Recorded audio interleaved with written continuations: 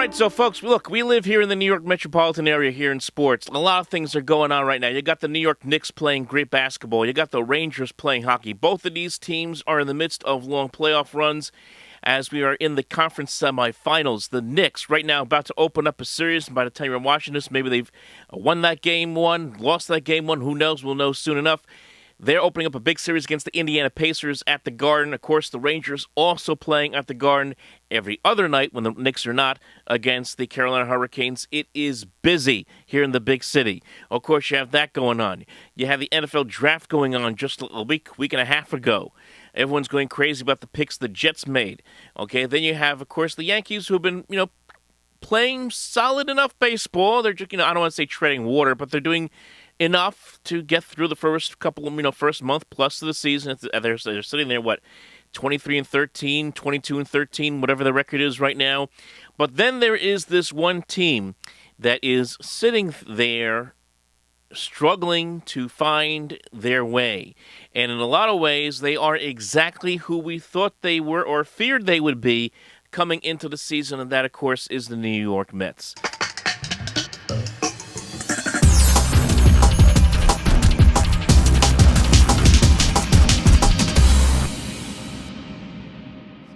So let's go right into this. Look, in a lot of ways, the Mets have to be very lucky that all these other things are happening in and around them right now, because if the Knicks and the Rangers weren't in the playoffs right now, all the focus in this town would be on the Mets and how poorly things have gone for them lately. This team right now is exactly what they are, about a 500 team. They're 16-18. Okay, they're 2 games under 500. They've had a lot of tough luck here lately, and it's been a roller coaster month plus now to start the season. 0-5. Everyone thought, oh my God, this is going to be a disaster. Then they win 12 out of 15, and I was trying to find a way to get a chance to do a video when they were in the middle of that, going to that Dodger series. Didn't get a chance to do it, but they were feeling pretty good about themselves. 1-2 out of 3 in L.A. were part of that 12 wins in 15 games. And then the bottom fell out in San Francisco. It hasn't been the same since. In fact, since that time, the Mets have gone 4-10 as they sit there at 16-18. And a lot of tough luck losses. For example, just in the last week, losses to the Cubs, 3-1, a game where the Mets had a no-hit bid by Luis Severino. Lost that no-hit bid in the 8th inning, and then lost the game 3-1. Then a couple nights later, Mets losing a game 1-0 because of a situation where it looked like the Cubs catcher got his foot on the home plate and was interfering with the runner, and Pete Alonso. Alonso never got his hand down on the plate, and, well, he was ruled out of the plate. Even MLB upheld the challenge by the Mets that said there was interference. Another tough loss. Then you take a look at the series against Tampa Bay. Christian Scott dominates the game. Mets still lose 3-1. Then on Sunday, you get a big home run by Francisco Lindor, 2-run shot in the beginning of the game.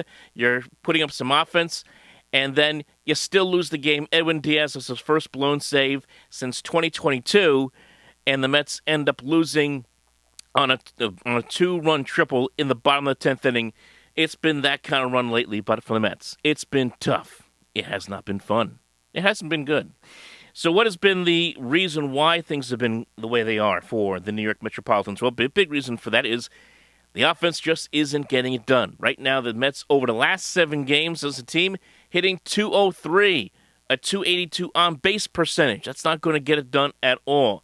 And really, outside of Starling Marte and Brett Beatty, Marte hitting at .274, Beatty hitting at .269 in the year, nobody else is finding ways to get hits. And it's not that the Mets aren't hitting the ball. They're getting the ball in the air, they're getting the ball on the ground.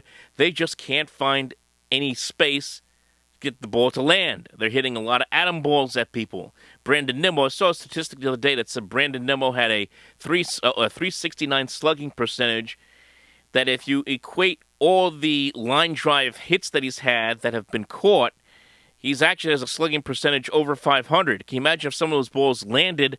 He wouldn't be in a situation where he's hitting, 221 on the season. He might be hitting about 275 if he had some of those balls land somewhere. And that's really been the problem for the Mets. They can't seem to get any consistent hitting. Lindor hitting at 207, but if you've been watching lately, he's been hitting the ball much better of late. 2-run home run the other day. against Tampa Bay, the 2-run double against the Cubs that won a game on getaway day last week. So he's been finding ways to get big hits in big spots, but it's few and far between. And the guy that's really been struggling the most of anybody, and if the Mets are going to go anywhere at any point, it's all about, we all know, number 20, Pete Alonso, who's hitting only .206 on the season. For the month of May, he's hitting .050. He cannot figure it out right now. When the Mets were winning games that were 112 out of 15, he was in a pretty good groove, getting 2 hits there, 2 hits over here. He was hitting the ball well. He's hitting. I think he was at one point got his average up to 281, and it has completely come down ever since. He is in a big time funk. He can't seem to get out of it right now. Chances are he will at some point, maybe this week against the Cardinals on the road. He'll figure things out. Hey, look, that's just the law of averages. At some point, he's going to figure it out. He's too good of a hitter. And even Jeff McNeil hitting at 150 in the month of May. But again, the baseball card says these guys are going to figure it out at some point. That's the thing that really drives me nuts about the Mets is they have the talent. Well, they have the talent up and down that roster to figure it out. I mean, Alonso, Lindor, McNeil, you have J.D. Martinez now in this lineup. Harrison Bader was hitting well at one point. Starling Marte, Brandon Nimmo, these are good hitters. These are good professional hitters. They're just all in a major funk right now, and they just can't seem to find ways to get the big base hits when they need them at the most opportune times. But the thing that really has to bug you if you are a Mets fan, and if you are the New York Mets, is this: pitching and defense, and neither one has worked too well of late. Now, the pitching, starting pitching, we all knew going into the season was going to be a big question mark, and it still is. You never know what you're going to get. It's kind of like the line from Forrest Gump, right? A box of chocolates, you never know what you're going to get. That's basically what the Mets starting rotation is, and the Mets pitching staff. You never know what you're going to get from these guys on a night-in, night-out basis.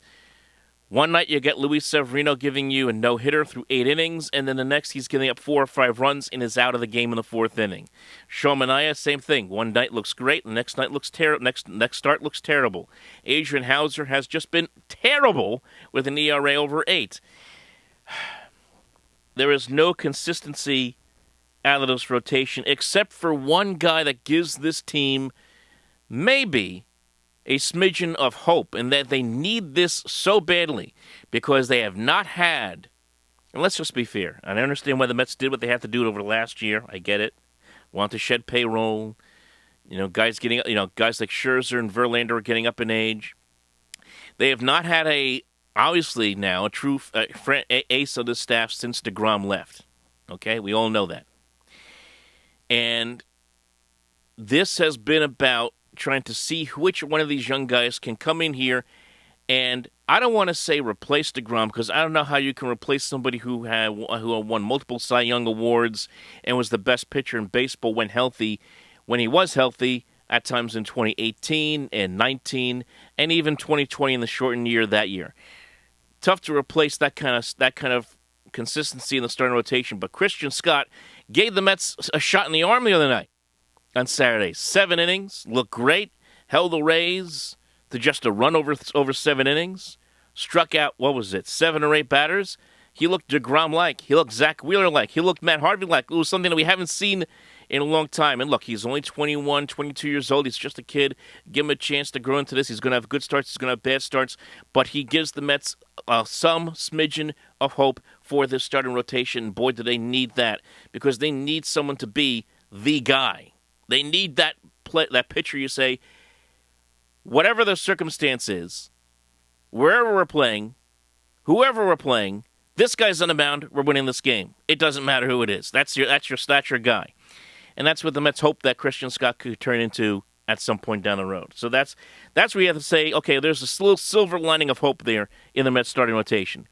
But there's, of course, the stats do not lie for the Mets pitching overall. The walks, the Mets lead Major League Baseball in walks issued with 155. The Mets also lead Major League Baseball in stolen bases allowed. 52 stolen bases allowed. The next closest team, Tampa Bay, the aforementioned Tampa Bay Rays, have given up only 36. So the Mets have given up 16 more stolen bases than the next team behind them in that category. So when you're giving up stolen bases and you're putting guys on base, well, that's why you're 16 and 18. I don't know what else to say. I really don't know what to say other than that. That's why it's frustrating. That's why it's been a frustrating first month plus of the year for the Mets. Does this mean that this team cannot turn it around, that they can't make something out of the season? Of course it doesn't mean that, because you take a look at the National League. Forget the division. Forget the division. Okay? Just forget the division. Mets right now are, it's now 7.5 games out of first place. Now Washington has jumped over the Mets for into third place in the NL East. You got Philly and Atlanta. You know those two teams, barring the most epic collapse, an epic collapse that makes the Mets collapse from 07 and 08 look like child's play. Barring that happening towards the end of the year, Philly and Atlanta are going to make the playoffs. Either division champion, wild card, whatever you want to say. It's about getting that 5th or 6th seed. And you look around the National League, outside of those top two teams, and outside of Milwaukee and the Cubs and the Dodgers, there's not a lot out there. As I said, the Nationals are 17 and 17.